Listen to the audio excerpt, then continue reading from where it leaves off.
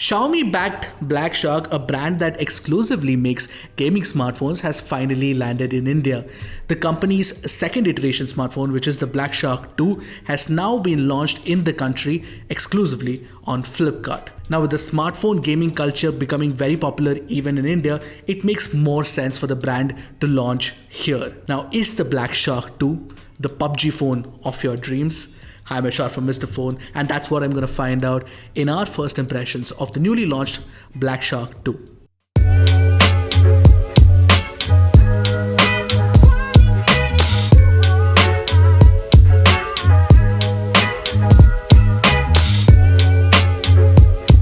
As usual, before we move on, don't forget to hit that subscribe button and the bell icon right next to it to get notified about more such awesome tech videos. Let us get the basics out of the way.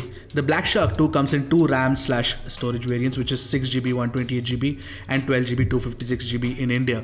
These variants are priced at Rs 39,999 and Rs 49,999 respectively. Note that the lower end variant will be available exclusively in black and the higher end one in silver. Essentially, the company doesn't want to crowd the market with too many SKUs, which makes sense. By the way, the silver variant looks absolutely stunning. It is the color that is not very common and therefore it stands out. Internally, the phone runs on the top tier Snapdragon 855 and it comes with a 6-layer cooling system inside. Black Shark claims that the temperature control is way better than other flagships such as the iPhone XS Max and the Samsung Galaxy S10 Plus. Well, we will have to obviously test out the claim in our full review.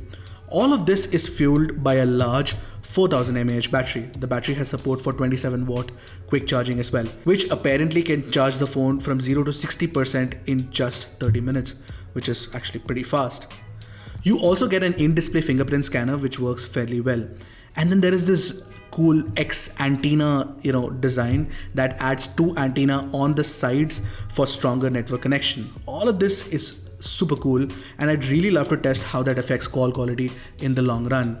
Obviously, the Black Shark 2 is all about gaming on the phone. So let's talk about the cool RGB lighting all over the phone. Or, maybe not. I still don't understand why gaming culture is so hellbent on flashy RGB lights. I love gaming too, but I don't want lights blinding me or the person on the other side, you see. I have a very humble request for gamers and brands that make gaming peripherals. Can we please have some mature designs without the RGB lights? But then again, who am I to talk? I'm not a pro gamer, you see.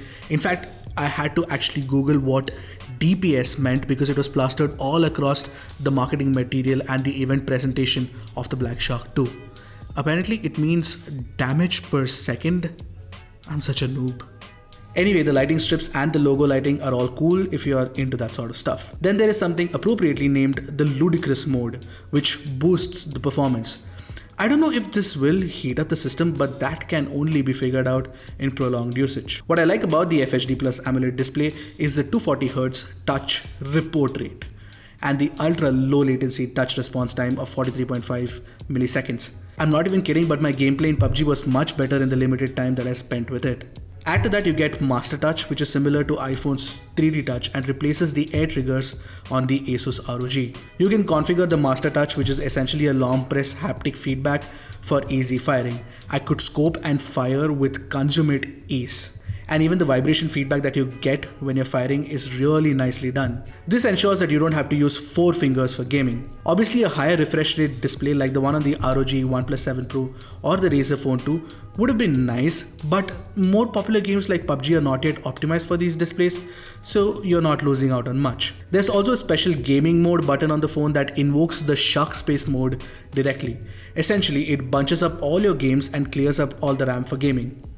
The dual front-firing speakers are pretty loud as well. Apart from Shark Space, there's an additional game dock menu that allows you to control the Master Touch control, clear the RAM, switch on the ludicrous mode and more. It all felt easy to access and use. Evidently, since this is a gaming phone, there are a plethora of gaming accessories on offer as well. I tried out the standalone controller using which you can play all your favorite games on a big screen TV. Obviously, you connect the phone using the original aftermarket Type-C to HDMI cable, which is very well built. Then there is a Gamepad 2.0 which can be purchased as a single unit as well. These are almost like Nintendo's Joy-Cons, so they are like separate units which can connect to the Black Shark 2. Unfortunately, none of these are available at launch in India and you will have to wait for them. Obviously, the phone is not all about gaming, and you can also make calls and send messages, you see. Interestingly, the Black Shark 2 runs on stock Android Pie. I was taken aback, but pretty happy, obviously.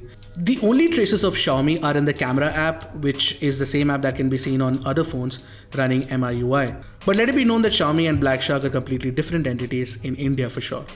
Talking about the camera, you get two on the rear, a 48MP sensor attached to an f/1.7 aperture lens and a 12MP f/2.2 secondary camera.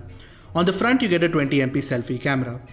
I didn't see a way to capture native 48MP shots in Pro mode or in the auto mode. Honestly, I don't expect much from the Black Shark 2 when it comes to camera performance, but I will save my thoughts for the final review. The shooting speeds were fairly fast, though I don't have too many samples for you guys right now. So those were my first impressions of the Black Shark 2 right from the event. Of course, we're waiting for a review unit, so we'll keep you posted on that. But the Black Shark 2, in my opinion, is one of the best gaming phones and one of the most affordable gaming phones out there. Of course, there's not a lot of competition out there with respect to purely gaming phones in India, at least. There's only the Asus ROG at the moment, but the Nubia Red Magic 3 is also coming soon. Now, one of the things you need to note is that any phone which has Snapdragon 855 and a good amount of RAM and storage can work as a gaming phone, and therefore the OnePlus 7 could be a great alternative to the Black Shark 2, and a lot of people will actually gravitate towards that phone because of that rupees 33,000 price tag. Having said that, a lot of the gaming features that you get with the Black Shark 2, like of course the RGB lighting, but also the great master touch control and a lot of the other features, you will miss out on that on the OnePlus 7. Obviously, that makes the Black Shark 2 a very interesting proposition. Do let us know what you guys think in the comment section below. I'm Ershad from Mr. Phone, and see you in the next one. Goodbye and Godspeed, my friends.